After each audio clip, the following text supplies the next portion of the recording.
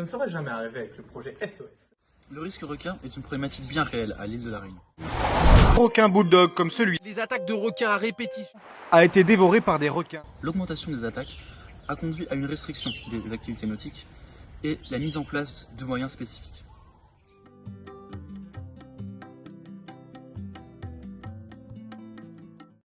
Avec l'aide de notre sponsor, le Centre Sécurité Requin, nous avons pris conscience des différents systèmes déjà existants et de leurs conséquences sur des environnements fragiles à La Réunion.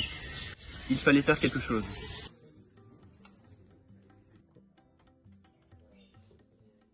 Face à ces contraintes, nous avons fixé des exigences que nous avons représentées à l'aide de diagrammes.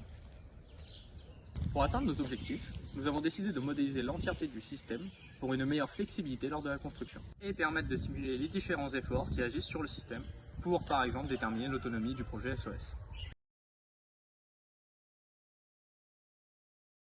Afin de détecter les requins en mer, nous utilisons une caméra dotée d'une intelligence artificielle que nous avons élaborée nous-mêmes grâce à un outil spécifique ultra-lyrique YOLO.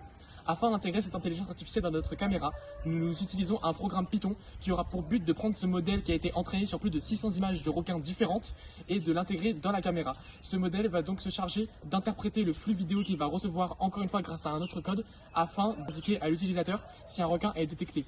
Si celui-ci est détecté, nous utilisons une application pour pouvoir recevoir une notification et une photo de cette détection. Concernant le fonctionnement du système, l'alimentation est assurée par un panneau solaire, relié à un contrôleur de charge, connecté à des batteries, les moteurs et à la carte. Nous utilisons une carte Arduino Mega avec un module OneShield. Pour contrôler le système, nous utilisons l'interface OneShield ainsi que deux modes programmés, un mode manuel ainsi qu'un mode maintien de cap. Nous avons testé notre système d'abord en bassine puis en situation réelle, les deux avec succès. Cela nous a permis d'imaginer des évolutions futures possibles, telles que...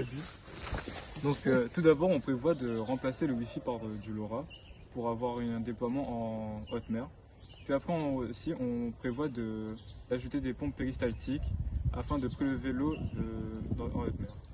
Ces différents échantillons permettront d'aider différents centres de recherche qui analysent l'environnement en haute mer.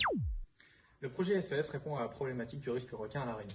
Il permet d'alerter en temps réel les usagers du littoral, ce qui permet de concilier l'usage du littoral, la protection de son écosystème et la sécurité de ses usagers.